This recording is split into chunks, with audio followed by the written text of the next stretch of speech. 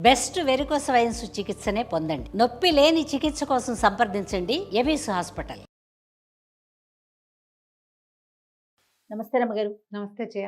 రమ్మగారు, ఏదైనా ఒక మంచి కథ చెప్పుకుందామండి. శ్రమకు తగ్గ ఫలితం కాదు చెప్తాం. సాధారణంగా అలా ఉంటుంది కదా. అవును, ఏదైనా సరే మనం ఇంత శ్రమ పడితే దానికి తగిన ఫలితం లభించాలి. అది మనం ఎక్స్పెక్ట్ చేయొచ్చా రమ్మగారు? చెయ్యొచ్చు. ఎంతసేపు ఫలితాన్ని ఆశించే పని చేయకూడదు. ఎస్, మన పని మనం మనం చేసుకుంటూ పని పోవాలి. మనం చెయ్యాలి. బాగా పనిచేసేవాడికి దానికి తగిన ఫలితం ప్రకృతి ఇచ్చేస్తుంది. వాడికి ఇవాళ కాకపోతే రేపొద్దున ఇస్తుంది. ఓకే, నీ పని ఎక్కడికి పోదు. వృధాశ్రమగా ఒక్కొక్కసారి అనిపించవచ్చు, కానీ దీని తాలూకు ఎఫెక్టు ఇవాళ కాకపోతే కాలాంతరంలో అయినా గ్యారంటీగా మనకి భగవంతుడు ఇచ్చేస్తాడు. రైట్. అది జరుగుతుంది. పూర్వమట ఓ పల్లెటూరులో కోటయ్య గారిని ఒక భూస్వామి ఉండేవాడు. ఈయనకి మంచి ఇల్లు, వాకిలి, దొడ్డి, తోట అన్నీ ఉన్నాయి. పొలాలు కూడా ఉన్నాయి. పూర్వం నుంచి వచ్చిన కమతగాళ్ళంతా ఊర్లో వదిలి వెళ్ళిపోయారు. నేనేం చేశాడు, ఒక ఇద్దరు కుర్రాళ్ళని పై ఊర్లలో ఎక్కడి నుంచో పనుల కోసం తిరుగుతున్న వాళ్ళని ఒకళ్ళ వెనకాల ఒకళ్ళని ఇద్దరిని కుదుర్చుకున్నారు. సోమన్న, సూరయ్య ఇద్దరు వచ్చారు. పాతకాలపు పేర్లు ఇవే ఉంటాయి కదా. అవునవును. సరే, వీళ్ళకి ఈ కోటయ్య గారికి బోళ్ళంత పొలం, ఎడ్లు, అరకలు ఉన్నాయి. ఈ పాలేళ్లుగా చేరిన కుర్రాళ్ళిద్దరు వాళ్ళ జాతి వాళ్ళే, వాళ్ళేం వేరే కులాల వాళ్ళు కాదు. వాళ్ళలోనే ఎక్కడ గడవక ఉన్న మగపిల్లల్ని, కొంచెం బలమైన మగపిల్లల్ని ఇద్దరిని సెలెక్ట్ చేసుకున్నాడు. సోమన్న, సూరయ్య ఇద్దరు కలిసి పొలానికి వెళ్ళేవాళ్ళు. ఈమె అరకట్టి నాగలి పట్టుకుని వెళ్ళి ఎడ్లను కట్టి దున్నుకొచ్చేవాళ్ళు. ఈ సోమన్న మంచి పనిమంతుడు. వాడికి వ్యవసాయం మీద ఆసక్తి బాగా. పని చేసుకోవాలంతే. అదే. కొంచెం మితభాష కూడా. వాడి దారిని వాడు అరకథ కట్టుకుని దున్నుకుంటూ పోయేవాడు. ఈ పొలం అంతా చదును చేయటం, ఆ వ్యవహారం అంతా చక్కగా చేసేవాడు. ఈ సూరయ్య బేసిక్ బద్ధకస్తుడు. రెండో వాడు పని చేస్తున్నాడుగా, కాసేపు ఏదో దున్ని కాళ్ళు ఆగుతున్నాయి పోరా అని వెళ్ళి పడుకునేవాడు. ఈ సోమన్న మాత్రం పడుకునేవాడు కాదు. పొద్దుదాకా పని చేయాలి అని చెప్పి పొద్దున్నే ఇంటి దగ్గర, అయ్యగారింటి దగ్గర కోటయ్య గారింట్లో అన్నాలు తినేసి వచ్చేవాళ్ళు. అక్కడికి మధ్యాహ్నం 2:30-3 గంటలు బాగా పొద్దు పైకి ఎక్కేదాకా దున్నుకొని పని చేసుకునేవాళ్ళు. మధ్యాహ్నం తినడానికి కూడా చెరుకో ముద్ద ఏదో కట్టించేవాళ్ళు. వీడు ఇక్కడ రాగానే ఒక అరగంట పనిచేసి ఆ రెండో ముద్ద కూడా తినేసి పడుకునేవాడు సూరయ్య. సోమన్న మాత్రం పనిచేసేవాడు. సాయంకాలం ఇంటికి వెళ్ళేటప్పుడు ఏం చేసేవాళ్ళు, 2 గొడ్లని తోలుకెళ్ళేవాళ్ళు కదా, ఎడ్లని. సోమన్న ఏమనుకునేవాడంటే, ఇంత అలసిపోయి ఉన్నాయి గొడ్లు, ఇంటి దాకా వెళ్ళటం ఎందుకని వాటిని చెరువులో దింపి శుభ్రంగా కడిగేసి తను కూడా చొక్కా విప్పి అక్కడ పెట్టి ఒంటి మీద పడిన బురద మరకలు, మరి బురదలో కదా అరకలు దున్నటం అంటే పొడిమట్టి కాదు కదా, కొంచెం బురదగా ఉంటుంది. శుభ్రంగా స్నానం చేసేసి మొహం కడుక్కుని చక్కగా నీట్గా చేతులు అవి తుడిచేసుకుని గట్టెక్కి ఎడ్లను తోలుకొచ్చేవాడు. ఈ రెండో వాడు ఉన్నాడు కదా బద్ధకస్తుడు, ఈ సూరయ్య అనేవాడు. వాడికి ఏం పని లేదు. వాడు ఎడ్లు పెద్దగా మురికయ్యేవి కాదు, అరక మురికయ్యేది కాదు. ఎడ్లను దింపేవాడు. తను మాత్రం ఆ గట్టు మీద ఉన్న బురద కొంచెం చేతుల మీద అట్లా పూసుకునేవాడు. కాళ్ళకి బురద ఉండేది. ఇంటికి వచ్చేసేవాడు. కోటయ్య గారు దూరం నుంచి చూసి చకచక యాక్టివ్గా ఎడ్లను తోలుకుని శుభ్రంగా వస్తున్న సోమన్నను చూసి, వీడేం పెద్ద పని పాట చేసినట్లేడు, పని చేసిన వాడు భుజాలు వేలాడేసుకుని రావద్దా, అసలు పొద్దు నుంచి పని చేశాడు, వీడు ఇంత స్పీడ్గా వస్తున్నాడు. వాడు ఏం చేసేవాడు, చెరులో దిగేసి శుభ్రంగా ఎడ్లని కాసేపు నీటిలో ఉంచితే అవి హాయిగా నీళ్ళు రిలాక్స్ అయిపోయేవి. అవి చెంగమని వచ్చేసేవి. ఇతను కూడా నీటి దగ్గర దిగి మంచినీళ్ళు తాగి నీళ్ళలో దిగి మెడలోతు దిగి నీళ్ళు స్నానం చేస్తే యాక్టివ్గా అవడు మరి అయిపోయేవాడు. ఈ రెండో వాడు ఎడ్లేమో పని అలవాట్లేదు, తాపీగా నడుచుకుంటూ వచ్చేవి, పనేం చేయలే అవి. తర్వాత ఏమో వీడి ఒంటి మీద ఏమో బురద ఉండేది. వాడు కాళ్ళు ఈడ్చుకుంటూ చాలా కష్టపడ్డాను అన్న సినిమా ఇచ్చేవాడు. సినిమాలే ఇస్తారు, పని చేయని వాళ్ళంతా సినిమాలే ఇస్తారు. ఈయన దూరం నుంచి చూసి అయ్య బాబు వీడు బాగా పనిచేశాడని అన్నాలు పెట్టించేవాడు. ఈ సూరయ్యకి ఇంకొక ముద్ద ఎక్కువ. అసలు చేసేవాడు చేసేవాడికి సామాన్యంగా పెట్టించి రెండో వాడికి ఎక్కువ పెట్టించేవాడు. వాడు మాట్లాడేవాడు కాదు, వీడు శుభ్రంగా తినేసేవాడు. అబ్బాయి మితభాషి కదా, సోమన్న అన్నవాడు మితభాషి. పెట్టింది తిని ఊరుకునేవాడు. పొద్దున సుష్టుగానే పెట్టేది అమ్మగారు, సాయంకాలం అయ్యగారి దగ్గరుండి పెట్టించేవాడు. అక్కడి నుంచి పెరిగేసుకోబోయి ఇవ మామిడి పండు మొక్కేసుకోబోయి అని ఈ పనికి మాలిన వాడికి బాగా పెట్టించేవాడు. 10 రోజులు 15 రోజులు 20 రోజులు గడిచినాయి. ఈ కోటయ్య గారికి ఒక కూతురు ఉండేది, పిల్ల కమల దాని పేరు.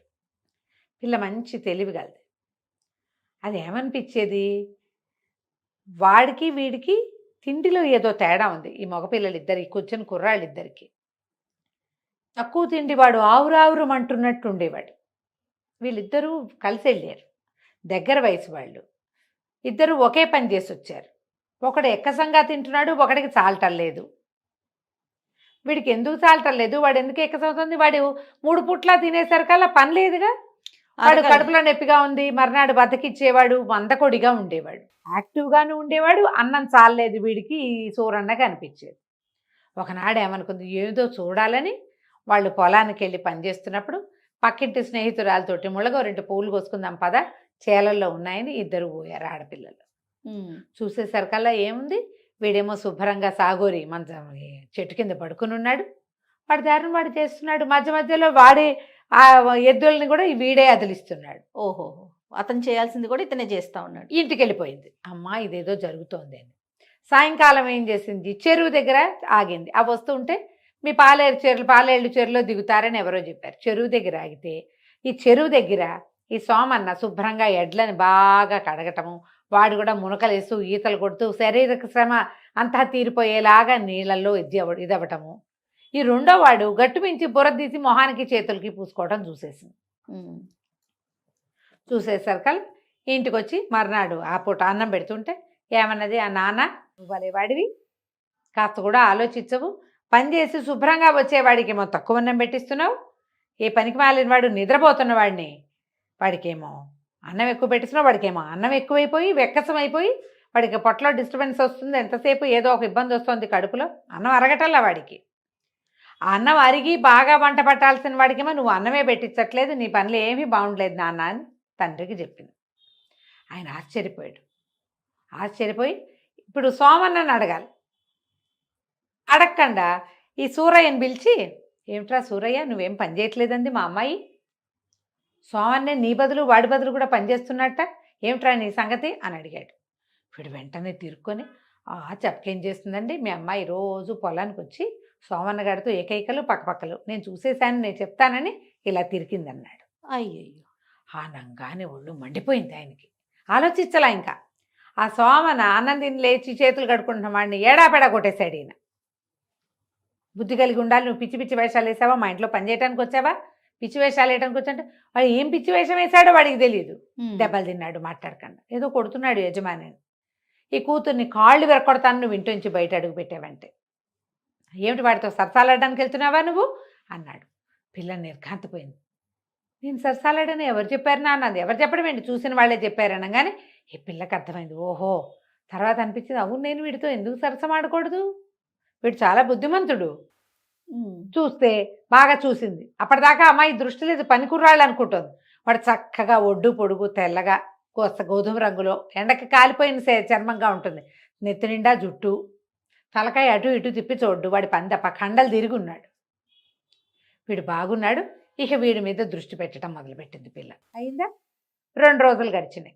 గడిచేసరికల్లా వాడికి భోజనాలు అయిపోయి వెళ్ళిపోగానే ఈ పిల్ల ఏం చేస్తుంది, ఓ ఇంత పెరుగన్నం మీగడ పెరిగేసి అన్నం కలిపి పట్టుకెళ్ళి ఆ సోమన్నకి పెట్టడం మొదలుపెట్టి, మా నాన్నకు తెలియదురే, నా కోసం దెబ్బలు తిన్నావు, హాయిగా ఇది తిను, ఇంట్లో పండు ఫలం ఉంటే వాడికి అప్పచెప్తుంది, పళ్ళు పట్టుకెళ్తుంది, స్వీట్లు హాట్లు పట్టుకెళ్ళి ఇస్తుంది.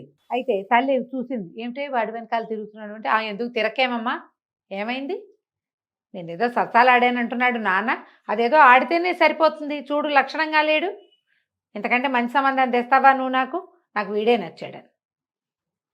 ఈవిడ తెల్లపోయింది, ఇదేమిటి ఇట్లా తిరుక్కుంది అంటే కూతురు చెప్పింది, అసలు సూరన్న పనే చేయడు వాడు, ఆ సూరయ్య పని చేయడు, వాడు పడుకుంటున్నాడు, పనంతా ఇతనే చేస్తాడు. వీళ్ళు వచ్చాక మనకి తోటలు దొడ్లు శుభ్రపడ్డాయి, ఆవులు పాలు ఎక్కువ ఇస్తున్నాయి, ఇన్ని పనులు చేస్తాడు, మొత్తం పని అంతా ఒకడే చేస్తున్నాడు. ఇంటి దగ్గర పని చేసినప్పుడే నీకు ఈ సూరయ్య అనేవాడు కాస్త పని చేస్తూ కనపడతాడు, పొలం వెళ్ళాక వాడు ఏమీ పని చేయట్లా, అంత బుద్ధిగా పని చేసుకునేవాడిని ప్రేమించకేమి అనేసరికి ఈవిడ కూడా ఆలోచించడం వల్ల, నిజమే మనవాళ్లే అక్కడి నుంచి భర్తని కేకలేసింది. మీరు మీ ధోరణి పిల్ల కాళ్ళు వేరు కొడతానన్నావు, నువ్వు ఇంట్లో కూర్చుని ఉంటున్నావు, పని వాళ్ళని పెట్టుకున్నానని, పొలం వెళ్ళి చూసిరా, అప్పుడు నీకు తెలుస్తుంది. పొలం వెళ్ళి ఆయన కనపడింది. ఒకడేమో అరకలు దున్నేసుకుంటున్నాడు, ఇంకొకటి శుభ్రంగా ఇంకోటి పడుకున్నాడు. శుభ్రంగా పడుకుని ఉన్నాడు. అప్పటికి అయిపోయినాయి, అరకల పని అయిపోయింది. అప్పటికి వాడు ఏం చేస్తున్నాడు, ఈ చేలు అవన్నీ సరి చేయటము, తర్వాత ఏమో అక్కడక్కడ ఉన్న కలుపు మొక్కలు పీకేయటము, గట్లు సరి చేయటము, వేరే పనులు చేస్తున్నాడు. వీడేమో పడుకుని ఉన్నాడు. ఉమ్. ఆయన అడిగాడు, ఏమో ఈ సోమన్న పని ఎట్లా జరుగుతుందంటే బాగుందండి. సూరయ్య ఏం పని చేస్తే వాడేం పని చేస్తాడండి, వాడు పని చేసేది ఎప్పుడూ లేదండి. అదేమిటో మరి చెప్పలేదు అన్నాడు. మీరు అడగలేదు కదండి అన్నాడు. అడగకపోతే చెప్పడు. మితభాషి. నా పని నేను చేసుకున్నాను, నమ్మి పంపించారు, పొలం పని అవ్వాలి, ఆడు పడుకుంటే పడుకున్నాడే, నా పని నేను చేశానండి అనేసరికల్లా సరే సరే అని అనుకుని ఈయన ఇంటికి వచ్చేసాడు. ఇంటికి వచ్చాక భార్య అన్నది, పిల్లకి చాలా మనసుగా ఉంది ఆ సోమన్న మీద, బుద్ధిమంతుడు, ఉమ్. ఇప్పటికి ఏడాది అయినా కూడా తన తోటి వాడు పని చేయకుండా తన మీద పని దోసేస్తున్నాడని కూడా మాట్లాడలేదు. ఇంతకంటే మంచి పిల్లాడు ఎక్కడ దొరుకుతాడండి మనకి, పిల్లని బయట ఊళ్ళకి ఇవ్వలేము, ఉమ్. శుభ్రంగా మన జాతి వాడు పెళ్లి చేసి ఇంట్లో పెట్టుకుందాం అనేసరికి సరే అనుకున్నాడు. సాయంకాలం ఇద్దరు కలిసి వచ్చారు. వచ్చాక ఈ కోటయ్య గారు అన్నాడు, ఏరా సూరయ్య, సోమన్నకి నెత్తికి ఒంటికి నూనె పెట్టి బాగా నలుగు పెట్టి స్నానం చేయించరా అన్నాడు. నేను ఎందుకు చేయాలండి అన్నాడు. పని చేస్తావా చితకొట్టమన్నావా అని అడిగాడు ఆయన. చెప్పిన పని చేస్తావా చితదన్నమన్నావా అనగానే సరేననుకుని ఏం చేశాడు, వాళ్ళు నూనె సున్నిపిండి ఇస్తే ఈ సోమన్నకి నెత్తికి నూనె పెట్టి వీపు గిప్పు బాగా తోమి ఒళ్ళు నలుగు పెట్టి బావి దగ్గర కూర్చోబెట్టి వేడి నీళ్ళు పెట్టారు, వేడి నీళ్ళు స్నానం చేయించారు. రెండోవాడు సహాయం చేస్తారు కదా స్నానాలకి, పల్లెటూళ్ళు అవి కనపడతాయి కదా. సరే భోజనానికి వెళ్ళాక నాతో పాటు వీడికి కూడా విస్తరయ్యి అని చెప్పి తన పక్కన సోమన్నని కూర్చోబెట్టుకున్నాడు. సూరయ్యకి ఎదురుగుండా విస్తరేసి కూర్చోబెట్టారు. అన్ని వెండి గిన్నెలతోటి పెడతారు కోటయ్య గారికి భోజనం. ఉహుం. ఈసారి సోమన్న దగ్గర కూడా పెట్టారు. ఉమ్. మాట్లాడలా, తింటున్నాడు. సూరయ్యకి మాత్రం ఆకులో వడ్డించారు. వాడు చూస్తున్నాడు, వీటి చుట్టూ గిన్నెలునే నాకు లేవు అని. గిన్నెలో మీగడ తెచ్చిపెట్టారు, ఓ గిన్నెలో వెన్న తెచ్చిపెట్టారు. తిన్నాడు. తిన్నాక అడిగాడు, అయ్యగారు ఏంటండి ఇంత తేడాగా చూపిస్తున్నారు, ఎప్పుడూ లేనిది. ఎప్పుడూ లేకపోవటం ఏమిట్రా, వీడు మా ఇంటల్లుడు, కాబోయే ఇంటల్లుడు, నువ్వేమో కమతగాడివి, ఉంటానంటే ఉండు లేకపోతే వెళ్ళిపో. ఉమ్. ఇవాళ అన్నం పెడుతున్నా, నువ్వు కమతగాడిగా ఉంటాను, ఆ పొలం పని నువ్వు చేస్తాను అంటే ఉండు లేకపోతే లేదు. అర్థమైపోయింది సూరయ్యకి ఏం జరిగింది అని. మర్నాడు మంచి రోజని పురోహితుడు వచ్చాడు, ముహూర్తం పెట్టాడు. ఈ సోమన్నకి కమలకి పెళ్లి చేసేశారు. సూరయ్యకి తెలిసింది, నేను కనుక సరిగ్గా ఉంటుంటే మా ఇద్దరిలో ఎవరికి ఇవ్వాలి అనిపించేది. ఇప్పుడు అసలు ప్రశ్నే లేదు. ఏ పని చేయకపోవటం వల్లే నాకేమీ లేదు, అన్నమైనా ముడుతోంది, ఆ అన్నానికి సరిపడా అయినా పని చేయాలని అక్కడి నుంచి బుద్ధి కలిగి చక్కగా పనిలోకి దిగాడు. ఈ కమతగాడుగా ఉన్న సోమన్న అల్లుడు గారయ్యి పై ఎత్తున ఉండి వ్యవసాయం చేయించుకుని మామగారు రాసి 10 రెట్లు చేశాడు. సూరయ్య కూడా తన తోటి వాడిని చూసి బుద్ధి తెచ్చుకుని పని చేయటం మెల్లిగా పని చేసుకుని వాళ్లే ఓ పిల్లని చూసి పెళ్లి చేసి అక్కడే వాడికి కూడా ఒక ఇల్లు వేసి ఎక్కడో బతకడానికి వచ్చారు, ఎక్కడి నుంచో ఇక్కడ హాయిగా ఉన్నారు. శ్రమ ఎప్పుడూ కూడా ఫలితాన్ని ఇస్తుంది. అంతేనండి. శ్రమ ఏవ జయితే కష్టే ఫలి అంటారు. ఖచ్చితంగా. ఈ మహావాక్యాలన్నీ ఒట్టి ఉబుసుపోకకి చెప్పినవి కాదు. ఒళ్ళంచకుండా ఉండేవాళ్ళు సుఖపడినట్టుగా ప్రపంచంలో ఎక్కడా లేదు. ఒకవేళ ఉన్నా తాత్కాలికమే, చాలా తాత్కాలికమే. కరెక్ట్ అమ్మగారు. పని చేయగలిగేవాడు ఎక్కడైనా పని చేసుకుంటాడు, హాయిగా ఏ పనైనా చేయగలుగుతాడు. ఆలోచించి ఈ కథని పిల్లలకి చెప్పండి. తప్పకుండా అండి. నమస్తే. నమస్తే జీ.